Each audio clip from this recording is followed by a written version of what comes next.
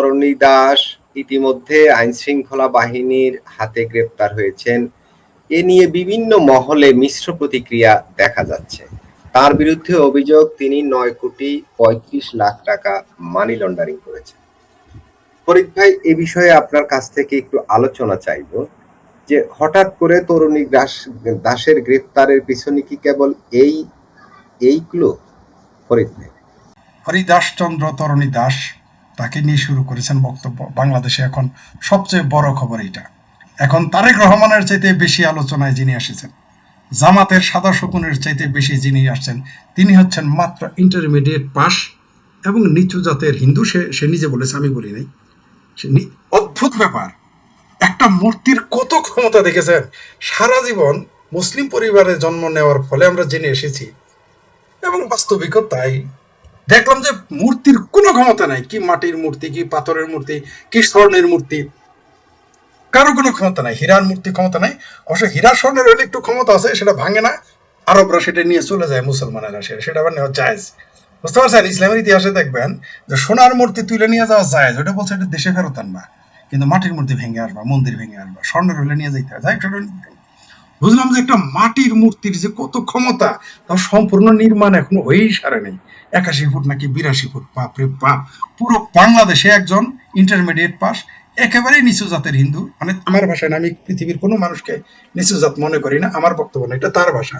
সে আমার সাক্ষাৎকারে বলেছিল, আমাকে ফোনে বলছে, দাদা আমি নিচু জাতের হিন্দু, তো কোনো হিন্দু আমাকে সহ্য করতে পারছে না। তো সেই নিচু জাতের হিন্দু কি একটা মূর্তির ক্ষমতা দেখেন। 95% মুসলমানের দেশে সে এখন সুপার ডুপার স্টার, শেষ কার্তক। সারা পৃথিবী তাকে এখন চেনে। সারা পৃথিবী ব্রাহ্মণ না চক্রবর্তী ফক্রবর্তী, এক চক্রবর্তী তো গরুর মাংস বিলায় দুনিয়াতে পরিস্থিতি হইতে চেয়েছিল, বুঝতেছে না সে। কিন্তু এই দেখেন, একটা নিচু জাতের হিন্দু সারা দুনিয়াতে সেইভাবে পরিস্থিতি পেয়ে গেল। আর এটা বাংলাদেশ সরকারের। আমার তো তরণী দাসের উচিত যে তার আর একটা ওই খাসি মেরে এদের খাওয়ানো, এত উপকার তার করলো। কিন্তু পাশাপাশি এটাও বোঝা গেল একটা মূর্তির কত ক্ষমতা। আমি এখন থেকে বিশ্বাস করি, তরুণী দাস গ্রেপ্তারের পরে বুঝতে পারলাম যে মূর্তির ক্ষমতা আছে। এটা আমার এখন বিশ্বাস। আর তার উপর আবার রাম মূর্তি, তার ক্ষমতা আছে, এটা আমি আজকে থেকে বিশ্বাস করতেছি। নইলে আমরা তাকে নিয়ে কেন আলোচনা করব? আর আমরা তো দূরের কথা, সারা বাংলাদেশে এমন কোন পত্রিকা, দুনিয়ার এমন কোন মিডিয়া নাই যেখানে তার ছবি আসেনি। মানে তাকে বললামই তো যে সে তো সার্থক। সে তো, যারা তাকে বলে যে সে নাকি ব্যবসার জন্য এটা করেছিল, যে তারা তো ব্যবসার ব্যবস্থা তো করেই দিলেন। আপনারাই তো তাকে সুপারস্টার বানিয়ে দিলেন। 1000 ফরিদ তো তার কাছে কিছু না, 1000 হায়দার তার কাছে কিছু, এমনকি সাকিব খান তার কাছে কিছু না। সাকিব খানের এমন কোন নিউজ আসে না এত পরিচালিত হয়। বাংলাদেশে কোনো নায়কেরই আসে না, কোনো নায়কেরই না। বলতে পারবে কেউ? আসবে না। আমার মনে হয় আপনারা তো কম বয়স না, এরকম প্রচার কোনোদিনই পৃথিবীতে আসে নাই। বাংলাদেশের এমন কোনো ইউটিউব চ্যানেল নাই যেখানে তাকে নিয়ে আলোচনা হচ্ছে না। বাংলাদেশের এমন কোনো মিডিয়া নাই যেখানে আলোচনা, সারা দুনিয়া চলে গেছে। তো যাই হোক, এবার আসি যে তার গ্রেপ্তারটা কেন। এটা সরাসরি প্রতারণা। 2018 সালের মামলায় তাকে গ্রেপ্তার দেখানো হয়েছে। এর চাইতে আর হাস্যকর কি হইতে পারে? হায়দার সাহেবকে আমি গ্রেপ্তার করলাম 2018 সালের মামলায়। তারপরে মামলার বাদী মনে করেন আপনি জীবনে 350 মামলা করেছেন। আচ্ছা, কোনো ভদ্রলোক 350 মামলা করে? আমার এটাকে বোঝান। ধরে নিলাম তরণী দাস দোষী, মহাদোষী, এমনিতেই হিন্দু, তারপর আবার নিচু জাত, তার উপর আবার ইন্টারমিডিয়েট পাস। হায় হায় হায়। অবশ্যই ইন্টারমিডিয়েট না, আন্ডার মেট্রিক, কিন্তু উপদেষ্টা হয়ে গেছিল। যাতা মনে করেন না, ওই যে তিশার ভাতার, আমার বোনের ভাতার, সে কিন্তু আন্ডার মেট্রিক হয়। এই দেশে যেমন ডক্টরেট হয়েছিল, মানে মানুষ কইতে হাই রে হাই, ডক্টর ইউনূস আসছে কেন, উনি বিরাট বড় জ্ঞানী পৃথিবীতে, কিন্তু আন্ডার মেট্রিক তিশার ভাতার গিদর ফারুকির যে সরোয়ার নাকি গিদর ফারুকি জানলো সরোয়ার ফারুকি, তাকে যে উপদেষ্টা লিটার বলে না। অথচ এখন লেখা আছে যে বাংলাদেশে নাকি ইন্টারমিডিয়েট পাস ছাড়া চেয়ারম্যান হইতে পারবে না। তাহলে আন্ডার মেট্রিককে কিভাবে উপদেষ্টা বানালো? আমার তো এটা মাথায় ঢোকে না। ওই প্রসঙ্গ বাদ দিলাম। আমার ভাবির পোলাদের আইন যখন তখন পাল্টা যায়, কখনো তারা সুরার নাম পাল্টাই ফেলতে পারে, আর এরা তো বাংলাদেশের আইন সেটাও রাখে। এই যে তরণী দাস, একদিকে ইন্টারমিডিয়েট পাস, আরেকদিকে নমশূদ্র, আরেকদিকে হলো গরিব মানুষের পোলা। এই ব্যক্তি একটি 40 কোটি টাকার প্রজেক্ট নিয়েছে। এটা কি কাহাতক দিলে সয়? না হিন্দুদের সইতেছে, না মুসলমানের সইতেছে, না বাংলাদেশ সরকারের সইতেছে, না মৌলবীদের সাথে। মৌলবীরা হাই হাই রে, আমরা লিল্লা খায় খায় ঘরের গুস্ত বড়জোর মোটা বানায় পেট ফলে, আর মাঝে মাঝে বলৎকার করে বলা। আর তরুণী দাস এত বড় প্রজেক্ট নিয়েছে, 2টা মন্দির বানাইছে, রাধাকৃষ্ণ মন্দির, তারপর আরেকটা কি যেন মন্দির, তারপরে আবার ভগবান রামের 81 ফুট নাকি 82 ফুট মূর্তি। হায় হায় হায় হায় হায়, ইয়া হাই হোসেন করা শুরু করছে। কারো চোখে আর সহ্য হইতেছে না। তারপর একটা হাসপাতাল বানাইছে, একটা বৃদ্ধাশ্রম বানাইছে, সহ্য হইতেছে না। তাই তাকে হিন্দু আর মুসলমান মিলা তাকে গ্রেপ্তার করেন। 2018 সালের মামলা, তো মানি লন্ডারিং আর কোন মামলা হইলে 2খান কথা ছিল। তার উপর আবার কি 350, যে মামলার বাদীর 350 মামলার বাদীকে সামনে আনে না কেন আমাকে বলেন তো? সে যদি দোষী হইতো, সে একটা নিম্ন পরিবার, নিম্ন মানে দরিদ্র পরিবারে অশিক্ষিত মানুষ, ইন্টারমিডিয়েট পাস বাংলাদেশে এখন কিছুই না। ঠিক আছে, আজকাল ডক্টরেট কিছু মনে করে না। তসলিমা নাসরিন 3টা ডক্টরেট নিছে, তার কথা কেউ শুনে না। ডক্টর হুমায়ুন আজাদের 3টা ডক্টরেট, তার কথা কেউ শুনে না। তো এখন এই যে ইন্টারমিডিয়েট পাস তো শিক্ষিত হতে পারে না, তাহলে সেই ব্যক্তিটিকে আপনি মামলা করাইলেন, তার বিরুদ্ধে আপনি বাদীকে একটু আইন আমাদের দেখেন, আমরা বাদীকে একটু দেখতে চাই। মহান বাদীটাকে ধরে নিলাম সে টাউট, বাটপার ইত্যাদি ইত্যাদি। আচ্ছা, সে যদি বাটপার হইতো, 40 কোটি টাকা ভাই, একটা 2টা টাকা ভাই, কি বলেন হায়দার ভাই? আপনি তো ফ্রান্সে থাকেন, 40 কোটি টাকা কি ফ্রান্সের হিসাবে কি বাংলাদেশের 40 কোটি টাকা যদি ইকুইভ্যালেন্ট করেন ইউরো, একেবারে কি কম ভাই? একেবারে কম। সে তো পালায় পিনাকির পাশে, দাদা আমার নিয়ে যান, পিনাকির 1 কোটি টাকা দিলেই তোর নিয়ে যাই চলে যাইতো। পিনাকিরি লাগবো কে? জামাতের যদি 50 লাখ টাকা দিতে হবে, দাদা আমার একটু পার করে দেন, ওরা তো পার করে দিত। তাহলে সে তো লোভী হইলে, সে মিথ্যুক হইলে সে তো চলে যেতে পারতো। নিজের পক্ষে তো ভারত পালাইতে পারতো টাকা পয়সা নিয়ে, নাকি? তাও তো সে যায় নাই। কিন্তু বাংলাদেশে গোলাম আজম, ওর কি ভারতের নাগরিকত্ব আছে? নাই। কিন্তু গোলাম আজমের 2 পোলার নাগরিকত্ব ইউকের। বাংলাদেশে অনেক নেতা মন্ত্রীর নাগরিকত্ব পাওয়া যাবে Europe, America, Canada, Australia, right? এটা আপনারা আমার চেয়ে ভালো জানেন। গোলাম আজমের 2 পোলায়, ইভেন বাংলাদেশের যারা মন্ত্রী এমপিতে আছেন, কেউ কেউ বলে যে উপদেষ্টা পরিষদের 2/3 ছিল হইলো বিদেশি নাগরিক। তাহলে এখানে দোষ হয়ে গেল তার, মানে এইরকম একটা আর কি। তার সাথে আমার সর্বশেষ কথা হয়েছিল শনিবার রাতের 11টার দিকে বাংলাদেশ সময়। সে আমাকে ধন্যবাদ দেওয়ার জন্য ফোন দিচ্ছিল, কিন্তু আমি বোধহয় ওই দিন ব্যস্ত ছিলাম কারো না কারো চ্যানেলে। যাই হোক, সে 11টার সময়, 11টা 5 তার সাথে কথা হয়, কিছু আলোচনা হয়। সে একটা পর্যায়ে বলে, ভাই আপনাকে ধন্যবাদ দেওয়ার জন্য আমি ফোন দিতেছি। কেন? আপনার সাথে লাইভে যাওয়ার পরে আমার এখানে যেই আসে বলে ফরিদ ভাইয়ের লাইভ দেখে এখানে আসছি, তার অনুষ্ঠানটা, তার ইউটিউবে আপনার সাক্ষাৎকার দেখে এখানে আসছি। এবং সে বললো কিভাবে বন্যায় নিপীড়িত মানুষদের কিভাবে টাকা পয়সা দিবে, এগুলো আমার সাথে আলোচনা করলো। এবং বললো অলরেডি 2.5 লাখ নাকি 3.5 লাখ, এটা আমার মনে পড়ে না, ওই দিন আমি বলছি আমার মনে পড়তেছে না টাকাটার সঙ্গে, হয় 2.5 লাখ না 3 লাখ বলছে। এটা দিয়েছি, আরো দাদা দিব, আর দাদা আপনাকে ধন্যবাদ, এটা বললো। যে সুযোগ কোনোদিন পাইলে আপনি আইসেন। আমি বলছি হ্যাঁ, আপনার হাসপাতাল দেখতে যাবো। কি বলছে? হাসপাতাল দেখতে যাবো। তো এই লোকটাকে গ্রেপ্তার করলো। সে যদি পালাইতেই চাইতো রে ভাই, পাট পারি হইতো, তাহলে তো সে ভারতে চলে যেত। কেন এখানে থেকে সে জানে না তারা গ্রেপ্তার করবে? অবশ্য তার বিশ্বাস ছিল পুলিশ তাকে গ্রেপ্তার করবে না। আমি বলেছি দেখেন, কয় দাদা পুলিশ, আমি বলছি আপনাকে গ্রেপ্তার করবো, তবে আপনি পালায় যায় না, দরকারে গ্রেপ্তার হন। বলছে কেন? কয় পালাবো কেন? আমি যে চাইতেছে আপনি পালান, কারণ আপনি পালালে বিভিন্ন ঘটনা সুন্দর করে মাখানো যাবে, বলা যাবে এই যে ভারতের দালাল, রয়ের দালাল ছিল। আমি তো পালাবো না, আমার দেশ থেকে যাবো কেন? আমরা তাহলে আপনি গ্রেপ্তার করেন না? না দাদা আমার গ্রেপ্তার করবো না। কেন? পুলিশ আমারে বলছে আমার নামে কোনো তদন্তকারী কিছু পায় নাই, গোয়েন্দারা বলছে, আর্মিরা বলছে আমার গ্রেপ্তার করবে না।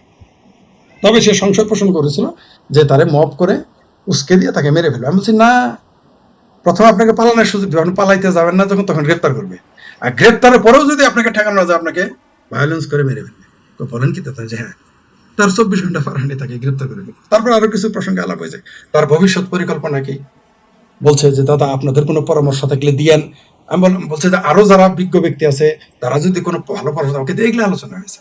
তো এই ব্যক্তিটিকে গ্রেপ্তার করলাম। আমি হঠাৎ করে দেখলাম যে পরের দিন দেখি যে গভীর রাতে তাকে গ্রেপ্তার করেছে। আমার অন্তত 100 বছর, যেটা বলতেছিলাম, এটা ফরিদ ভাই তার বিরুদ্ধে 9,35,00,000 টাকা মানি লন্ডারিং এর অভিযোগ সরকারের আদালতে তিনি অস্বীকার করেছেন, এবং তিনি বলেছেন দেশে এবং বিদেশে বিভিন্ন সোর্স যারা ভক্ত, তারা দান করেছে বা ডোনেশন করেছে, ওই টাকা তার কাছে মানি লন্ডারিং কোনো অর্থ নেই। এই তার বক্তব্য তার আইনজীবীর মাধ্যমে সাংবাদিকদের তুলে ধরা হয়েছিল। এই হলো মূলত মূল কারণ। উনি ঠিকই বলেছে। আর একটা বিষয় হলো, আপনি দেখেন চিন্ময় কৃষ্ণ দাস, বিষয়গুলোকে কোনোভাবে কি মিলাতে পারেন? এই এই যে তরুণী দাস, তারপরে চিন্ময় কৃষ্ণ দাস, এই যে হিন্দু নেতা যারা, সনাতনীদের নেতা যারা যারা খুবই গুরুত্বপূর্ণ মনে হয়, তাদের বিরুদ্ধে কি এটা কি আন্দোলনকারীদের চাপে পড়েই কি তাকে গ্রেপ্তার করা হলো, নাকি আসলেই তিনি অপরাধী? শুনেন, সরকার যদি কালকে আপনারে বলে তুই মানি লন্ডারিং করছস, কিভাবে? যে ফ্রান্স থেকে হায়দার, রাশেদ হায়দার পাঠাইছে, আর উগান্ডা থেকে শেখ ফরিদ পাঠাইছে, কি করতে পারবেন আপনি? আর দুইটা বাড়ি দিবে পাশার উপরে, আর বলবে সাইন কর, আদালতে বলবি। আপনার উপায় আছে না? বলে উপায় আছে আপনার? বলেন তো আপনি, উপায় আছে আপনার? কালকে যদি আপনাদের বলে, কোনো উপায় নাই আপনার, কারণ মায়ের উপরে তো ওষুধ নাই, জীবনের ভয় সবারই আছে, অত্যাচার আপনি কত সহ্য করবেন? আর তার কথা যেটা বললেন, এটা একদিকে হলো বাংলাদেশের হেফাজতি জামাতি, হিজবুত তাহরির, হিজবুতি জঙ্গি, তারপর বাংলাদেশে থাকা পাকিস্তানের যত জঙ্গি সংগঠন আছে, এমনকি হামাসের সমর্থক আছে, এদের চাপে সরকার একে গ্রেপ্তার। এই যে মামুনুল হক, পাইনুল হক চিন্তা করলো, কি রে বাবা, আমি এত বড় জাতীয় নেতা, আমার চিনে না, এ কোথাকার কোন হরিদাস পাল, তারা সবাই পাল মশাই বলে ডাকে, এটা বিরাট বেজ্জতি না? হিন্দুরাই শরম পাইতেছে রে ভাই, হিন্দুরা।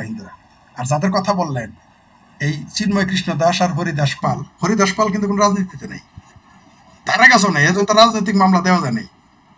এরে এরে বহুবার চেষ্টা করছে রয়্যাল এজেন্ট বলে গ্রেপ্তার করার, ইত্যাদি পারে নাই, এর কোনো গ্রেপ্তার করার সুযোগ নাই সরকারের। তাই এরকম একটা থার্ড ক্লাস মামলা, ফোর্থ ক্লাস একটা মামলা দিছে, এটা হাইকোর্ট সবাই জানে। মানি লন্ডারিং যদি মামলা দেয় বাংলাদেশে, এই মুহূর্তে কমপক্ষে 10 লক্ষ লোকের জেলে ঢোকানো যাবে। কারণ যারা বিদেশে যায়, টাকা কি ডলার করে নিয়ে যায়? এই দেশে টাকা তো হুন্ডি করে নিয়ে যেতে হয়, কে না জানে। আর 9 কোটি সে আনছে, পাঠায় নাই কিন্তু। কি অভিযোগ আনছে? বিরাট অপরাধ করছে, মানুষ হুন্ডি করে নিয়ে যাইতেছে, ওইটা ধরার মুরত নাই বাংলাদেশ সরকারের, বাংলাদেশের হেফাজত জামাতের, বাংলাদেশের চরমন চামড়া নাই পীরের, আমার ভাবির বলাদের, সরকারের কোনো মুরত নাই। আর যে লোক আনছে তারে ধরতে, বাপ বাপ্পা, সাব্বাস সাব্বাস, মানে সে আনাটা দোষ হয়েছে। আরে ভাই, রেমিটেন্স আসছে, তুমি খোঁজো কেন? রেমিটেন্স সে যদি আইনেও থাকে, বাটপারি করে ভালো করছে বাংলাদেশ, তো আমি তোরা পুরস্কার দিতাম যে ভালো করছো, আরো নিয়ে আয়। আমি যদি ওই এলাকার ডিসি হইতাম, আমার পুরস্কার দিতাম।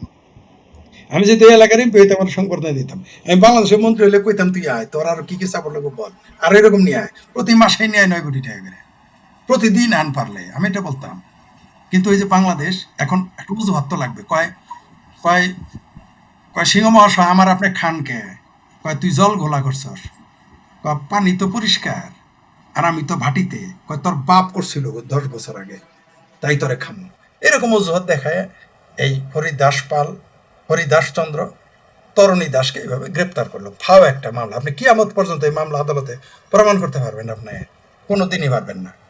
একটা মানুষ যদি বিদেশ থেকে টাকা আইনে মন্দির বানানো অপরাধ হয়ে থাকে বাংলাদেশ আইনে, তাহলে হাটাজারি মাদ্রাসার যারা আছে সবগুলো অ্যারেস্ট করতে হবে, চরমনাই পীরের গ্রেপ্তার করতে হবে, বাংলাদেশের সব পীরকে গ্রেপ্তার করতে, জামাতকে আগে গ্রেপ্তার করতে হবে, জামাতের সব নেতাকে গ্রেপ্তার করতে হবে। কারণ এই দেশের যত মাদ্রাসা আছে সব বানায় কারা? বিদেশ থেকে টাকা পাঠায় না? সমস্যা কি? ওইখানে আমিও টাকা পাঠাইছি, কি দোষ হয়েছে? ধরেন আমি টাকা পাঠাইছি, ধরেন কি দোষ হয়েছে? একটা যে ছেলে ওইখানে 40 কোটি টাকা তোর বাপের টাকা দিয়ে করে, অবশ্যই অনুদান দিয়ে করছে, কি সমস্যা হয়েছে সেখানে? আপনি দেখবেন সে বিদেশে টাকা পাঠাইছে কিনা, সেটা আপনি দেখবেন। হুন্ডি আম করে শিখান না, কোনটা হুন্ডি? মোতালে প্লাজা হুন্ডি হয় না? পুরান ঢাকায় তো সারাদিনই হুন্ডি, প্রতিদিন লাখ লাখ টাকা না, মিনিমাম 100 কোটি টাকা হুন্ডি দিতে যান না, দেখি মুরত আছে কিনা। ওটা তো 7 বারে হাজি যে ধরতে আর সাহসে গোলায় না, তাই না? যান না সিটাং, যান না দেখি, কোটি কোটি টাকা হুন্ডি দিতেছে প্রতি মুহূর্তে, যান না পল্টনে, যান না পল্টনের যেগুলো অফিস আছে, অনেক অফিস আছে, সবগুলো ব্যবসায়ী তো হুন্ডি বেড়া। কে না, আচ্ছা কে না জানে, কে বড় বড় এই বাংলাদেশে যারা হুন্ডি করে তাদের আর কাছে তরুণী দাসেরই মনে পড়লো যে বাংলাদেশে একটা একটা বৃদ্ধাশ্রম বানিয়ে কমপ্লিট করেছে, হাসপাতাল অর্ধেক হয়েছে। তার অপরাধ কি? মূর্তি বানিয়েছে। মূর্তি হলো সমস্যা, তো মূর্তি অনেক ক্ষমতা, যে বাংলাদেশে একটা নাম মূর্তি হলে বাংলাদেশের ইমান খতরেমে হয়ে যাবে। ইসলাম করতে হাই রে, ইসলাম এই প্রথম জানা, আমাদের বাপ মায়েরদেরও ইসলাম পালন করতে দেখেছি, আমরাও ছোটবেলায় ইসলাম পালন করেছি, আরো ভালো মানুষ ইসলাম পালন, ইসলাম কোনোদিনই খতরেমে আসে নাই। 81 ফুট রামের মূর্তি আসলে বাংলাদেশে ইসলাম খতরেমে হয়ে যায়। এর আগে একবার ইসলাম খতরেমে হয়েছিল 1971 সালে, তার আগে একবার ইসলাম খতরেমে গিয়েছিল 1952 সালে, আবার যখনই আওয়ামী লীগ ক্ষমতা আসে তখন ইসলাম খতরেমে। আবার এতদিনে একটা তরুণী, কোথাকার কোন তরুণী দাস, কেউ তাকে চেনে না, সেই ব্যক্তি অখ্যাত একটা ব্যক্তি একটা মূর্তি কি হইতো মূর্তি বাংলাদেশ ইসলাম খতমে 10 লক্ষ মসজিদ মাদ্রাসা ইসলাম টিকাইতে পারে না এক মূর্তির সামনে, 26 লক্ষ হাফেজ থাকতে ইসলাম খতমে, বাহ, এরকম ইসলাম না থাকাই গেল। এরকম একটা মূর্তির জন্য যদি ইসলাম খতমে থাকে, ওরকম ইসলাম ভাই আমার করে দরকার নাই। আমি দুঃখিত, এটা কি আমি ভুল বলছি কিনা বলেন? এত দুর্বল ইসলাম তো আপনি কি করবেন ভাই? যে ইসলামে একটা 81 ফুট রামের মূর্তি দেখলে সনাতনী, তাও একটা নিম্ন বর্ণের হিন্দু বানায় আপনি ইসলাম খতমে, তার জন্য মিথ্যা মামলা দিয়ে আপনাকে জেলে পাঠাইতে হয়। বাহ! কিন্তু মনে রাখেন, মরা শামুকে কিন্তু পা কাটে, তারেক রহমানের পা কিন্তু কেটে গেছে, বুঝতেই পারে নাই। জামাতের পা কিন্তু কেটে গেছে, বুঝতেই পারে নাই। এখন বলবেন যে ইসকনের নেতা চিন্ময় কৃষ্ণ দাসকে গ্রেপ্তার করার কিছু হয় নাই, এটা দিয়ে তো কি বিপদ হবে? চিন্ময় কৃষ্ণ দাস হলো তাজা শামুক, তাজা শামুকে পা দিলে ব্যথা পাবেন, বেশ ব্যথা পাবেন, কাটবেন। কিন্তু মরা শামুক যত পুরানো, ছোটবেলা খেলেন নাই গ্রামে গঞ্জে, মরা শামুকে যার পাছায় লাগছে আর পায়ে, তার কতদিন বিছানায় থাকা লাগছে। তরুণী দাস কিন্তু মরা শামুক। তবে এটা খুবই খারাপ হয়েছে, এটা বাংলাদেশের ইসলাম ধর্মের জন্য ক্ষতি হয়েছে, মুসলিম সম্প্রদায়ের ক্ষতি হয়েছে, বাংলাদেশ সরকারের ক্ষতি হয়েছে, বাংলাদেশের ভাবমূর্তি নষ্ট হয়েছে। এটা বোঝার আকল বাংলাদেশের, যে ভাইয়ের বাসায় বঙ্গু, আমার বাসায় বাঙ্গু, এদের হয় নাই। তাই যখন আকল হয়, তখন আপনি কাঠ খেলে আঙ্গারা হাঁকবেন। এর গ্রেপ্তার না করলে কিছু হইতো না, অনেকে ভাববেন কিচ্ছু হবে না, দেখতে থাকেন। 48 ঘন্টা তো হয় নাই। আর দেখেন তারা যখন গ্রেপ্তার, সে কি বললো যে 10টা মার্ডার করলো, এরকম ভাবে সাংবাদিক পুলিশ আসে না, আমার এইভাবে ধরছে, এবং তারা কথা বলতে দিল না। জঙ্গিরা কথা বলতেছে, আপনি তার কথা, সে তো কোনো অপরাধী কি করছে, মানি লন্ডারিং, ওটা প্রমাণ করেন। ছেলেদের সাথে পালায় নাই, সে তো পালায় যেতে পারতো। একটা হিন্দুর জন্য ভারতে পালা যাওয়া খুব কঠিন কাজ। হিন্দু কেন, যে কেউ তো ভারতে পালা যেতে, ভারতে পালা যাওয়া খুব কঠিন কাজ নাকি? আরে ভাই 5,000 লাগবে, 5,000 না 50,000, 50 না হলে 5 লাখ, 5 লাখ টাকা হলে তো বিজেপি তার নিয়ে পারে। 5 লাখ টাকা যদি সে দেয়, 2.5 লাখ টাকাই পারে দিবে। সোজা বর্ডারে যায় বিজেপি, বাংলাদেশে বিজেপির 2.5 লাখ টাকা দিলাম, আমার ওই পারে দেয়। আর বিটিআরে গিয়ে বলবো, ওই যে বিএস এর বলো 2.5 লাখ, দুলাভাই বলে ডাকে নেই, ওরা পার করে দিবে। এটা কে না জানে ভাই? যারা এগুলো গেছেন জানেন না ভাই। এই যে গরু চুরেরা যে শত শত গরু চুরি করে আনতে পারে, গরু চুররা আসে যায়, আর যে তরুণীদের যাইতে পারতো না। এই মামলা একটা ফাত্রা মামলা, সরকারও ফাত্রা, এই মৌলবাদীরা তো ফাত্রামি করি, তারা চলে, এর তো কোনো কাজ নাই। বরং এটা করে কি করলো, বাংলাদেশ ইসলাম মুসলমান এবং সরকার, তথাকথিত মুসলিকা সরকার ভাবমূর্তি ক্ষুণ্ণ করলো। আপনি আগে দেখতে থাকেন কি কি এই দেশে ঘটে। তবে এটা টোটালি একটা মিথ্যা মামলা, এতে কোনোই সন্দেহ নেই।